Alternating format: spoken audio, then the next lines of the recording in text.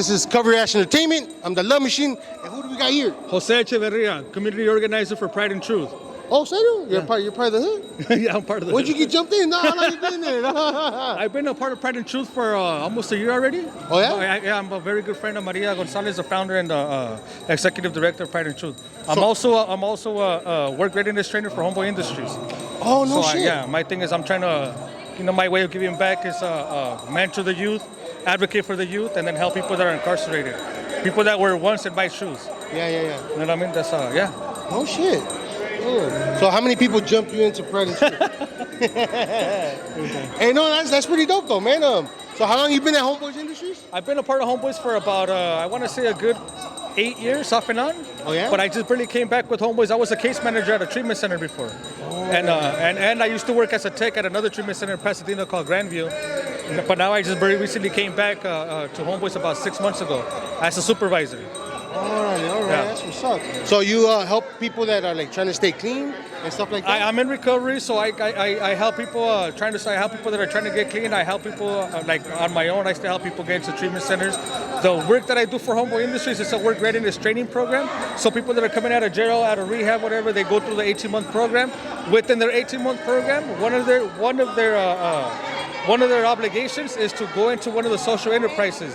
Homeboy Industries has, I believe, 13 of them. What do you mean by social enterprise? One of the businesses that Homeboy owns. Oh, okay, for example, okay. it's Homegirl Cafe, Baking and all that kind of stuff. Homeboy like that? Bakery, Homeboy Silk Screen. The department that I work at is Homeboy Electronics Recycling Center. Oh, So I get people that are about to exit out the program. I receive them at Homeboy Industries, and I start them on the little training program while they're there.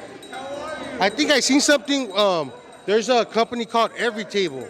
You guys supply them with the cookies and all that good shit, no? I have no idea. That's a question for one of the bakers. Because I seen it and it says something Homeboys Industries. I'm like, don't tell me they're making the cookies for Every Table. Yeah, they probably are making them. And they got Every Table in the colleges, so that's where I seen it. And I was like, Yeah. Because I've been in college for about maybe like 15 years already. Oh, nice. I just work there. I'm not no professional. He's like, this guy must be really smart. Huh? No, I'm in college too right now. I'm studying to become a social worker, big time. Oh, Yeah, so I'm hoping that next year I get I get accepted to Cal State LA, and do my bachelor's right there. And then from there, I want to go to USC to do my master's. Oh, man. You know what I mean? That pays big bucks, but at the same time, you're doing way better, like helping out the kids. I think that pays off way more. Well, that's my reward. Yeah. Like, I know what I needed when I was a kid, and to me, it's not even about the money. It's about giving back. You know what I mean? I know what I needed when I was a kid, and I know through my healing process, the biggest thing that we could have for kids is somebody to be there consistently. You know what I mean? With consistency and show them that it is possible. I mean, I lived on the streets, ran the streets for almost 30 years, bro. If I could change, anybody's due to change. You know what I mean? Hey, you're gonna have to want it, dude. A lot of people, like they say, you can lead them to water, but you can't make them drink, right? You're right, but at the same time, before when I was running around in the 90s, we didn't have all these resources that we have now. You know what I mean? Now these resources are available to all the kids. And they're not really taking advantage of it because they don't really know about it. I hear that a lot. They don't. That's the key word. They don't know about it. So it takes us. It takes a village to raise a child, right? It takes us, people that are already doing the work, to set these kids up for success along the way. So let me ask you a question. So would you know, so if the resources are out there and they don't utilize them, what happens to the resources? Does the government start cutting the funding, or do they pocket it and wasting the different the way we work from a nonprofit standpoint, everything's done through donations, so we have to use the money that we get for the resources. Okay. I don't know what happens after that. I only know up to a certain point. But I'm not saying in your line of work, but in that would be a question for Maria. But I know that a lot of the funding that we get, we try to use it with the kids' curriculum. Try to introduce them to therapy. You know what I mean? Yeah. More importantly, I feel not just me, but the work that we do, we have, like you said, we have to want it, right? Yeah. But also, our kids imitate everything that we do. They imitate what they see, not what they're taught at school. That's true. Right? So, for example, my daughters, I have daughters that are already like 19, 21 years old, right? I want my daughters to see the transformation in me and start doing the things that I'm doing. Yeah. Because in the past, I put my daughters through so much that they started getting involved in the shit that I was involved in before too. And that right there kills me, bro. gotta break that cycle, But yeah. it's something that I have to live with, and that's why I work so hard to break that cycle, like you said. You know what I mean? Yeah, because I guess certain areas it becomes generational, where it's just like the normal thing to do. They consider it normalcy, but it's not. You know what I'm saying? But You that's gotta- our normal. Yeah, They- it is. But in the same way, like, how can I say it? You could choose your own destiny in the sense, like, you know it's wrong. You could decide to be like, I don't want to do that. I'm gonna do what's right. A lot of people tend to be like, fuck it, you know, just I guess sheep. They Yeah. follow it, you know. But anybody could break it on their own if they really want to. Well, I want to say not a lot of people know how to do that. Yeah, that's true. You know what I mean? That's true. Yeah. Because I'm gonna give you a little history about myself. I got into my neighborhood when I was 10 years old, right? Off and on. Started doing jail time when I was 12 years old. It didn't stop. I'm 41 years old today, and I'm really trying to turn my life around, right? I started doing the work on myself several years ago, but as of 2 years ago, this is where I completely said, okay, I'm turning my life around 100%. I'm no longer going to participate in anything that goes on in the streets. I'm no longer going to fit into any negativity. I got to do what I got to do for myself and for my kids. Yeah. Because at the end of the day, it's up to me to want that, to make that transformation. Yeah. Right? But I understand very well that I couldn't do it by myself, bro. I couldn't. I tried. And my biggest thing is I always kept going back to what I'm used to what I know.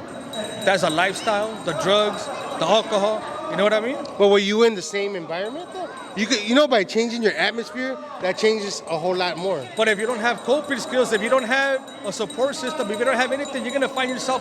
The thing is that wherever you go, you gotta take yourself with you, dog. No, Does that make sense? no, it So makes sense. you could change your environment. If you can move from one area to a nice area, whatever, but you're still gonna be. But you in gotta your head. adapt. But you gotta adapt to your new surroundings. You could. You could. but But if you choose to continue doing what you've always known, that's you in your mind saying, you know what? I know this is cool, but I'd rather continue doing what I want.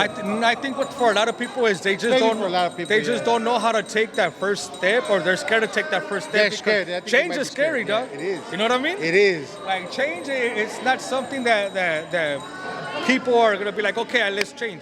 To a lot of people, that's where they always fall short. Yeah. Because they don't know how to start doing the right thing. They don't Yeah, know people how are to scared of change. Like a start. motherfucker. I was Yeah. scared to change for a long time because I didn't know what was gonna come out of it. You know what I mean? Like, Yeah. it's hard, bro. It is. It's hard. But you know, sometimes a person can learn off of other people's mistakes Yeah. and go like that and be like, man, this fool just went off the cliff. Let me go see if he really did fall. And they'll go. Or you could be like, damn, that motherfucker fell off the cliff. Let me see what's going on over here. I think I want to say like for let's say in a community, right? Yeah. In a neighborhood community, whatever. If there's nobody showing our youngsters, our youth or whatever about fentanyl, dog. That's bad, right? You see what I'm saying? That's bad. So if there's nobody talking to them or showing them that your life does matter, that you are important or whatever, what do you think a kid that's going through trauma, abuse, depression, what do you think he's gonna do? Go straight into the drugs and You know what I'm saying? So it takes people like us to want to go in over there and inform these kids. Look, there is resources for you guys. Yeah. Therapy is a big form of healing, bro. A lot of people need it. Yeah. A lot of people frown upon it, but a lot of people need it, bro. That's the problem. That's the problem, that people make it seem like it's a bad thing. So when somebody, like maybe of your stature, his stature, whatever, like, oh, I want a therapy. The homie's gonna give you career. You're fucking soft. You're weak. You can't handle it, and that's what makes other people like, fuck, I don't want to do it. Well, I don't want to do it. that's you know? where that's where we gotta really set our boundaries, because if we teach these kids and we try to make fun of them about therapy, they're never gonna go. Exactly. And then they're gonna make fun of all these other kids. Exactly. But if we introduce, like for myself, I have no problem telling somebody today that I've been working with a therapist for the past 5 years, bro, and I feel like that 100% saved me. And it's making you stronger. Hell yeah. Mentally. You know what I mean? Yeah. Because now I understand where my addiction came from. I understand where my trauma came from. I understand why I grew up the way I did, and why I had so much anger as a child, and why I resented my parents for so long, and why I pushed people away from me because I didn't know how to let anybody love me, Yeah. and why, you see what I'm saying? So all my questions are being answered little by little. You know what I mean? That's dope. So yeah, bro, it's still a little bit of work that I gotta do on myself, but I feel like this is my blessing right here. This is my blessing doing things like this for the community. Hell yeah, hell yeah. You know what I mean? Hell yeah, this is, yeah. Like I want to say, como se say, this is another form of therapy. I look at it like when you're actually helping, giving out the kids, they don't know it yet, but you know what I'm saying? You're actually helping them out. They don't know that, a lot of kids don't know that their parents, you know, are struggling financially and they're getting all this, they'll put a smile on their face and, you know? Yeah. Yeah, man, this is a good... And not just that, a lot of kids don't know and don't understand what their parents have gone through in the past and why. Like, we're not given a manual to here, this is how to be a dad. We only, like for me, for example, I didn't have, I mean, my mom and my dad were at the house when I was a kid, but my trauma, I was terrified of my dad. You know what I mean? But all that, it made me push to the streets. So I didn't grow up with the mom and the dad. My homeboys raised me. So when my kids were born, I didn't know how to be a dad. Yeah. Where did they think I was at the whole time when they needed a dad? I was in prison. Kicking it with the homies in prison. And all the times that I was out there getting loaded because that was my normal. That's the normal for people in a community that's oppressed, that's struggling. You know what I mean? Yeah, I guess in the form, like, people will say, like, not judging or whatever, but like, that's a selfish thing that we have. Like, we're constantly thinking about us. But when a kid comes in the picture, you don't know how to react, but little by little you're learning, and then you have to shift all your focus onto your kids and not yourself anymore, because, you know what I mean, now you're living for them. You know what I mean? That's the way I look at it. A lot of the mistakes that we make,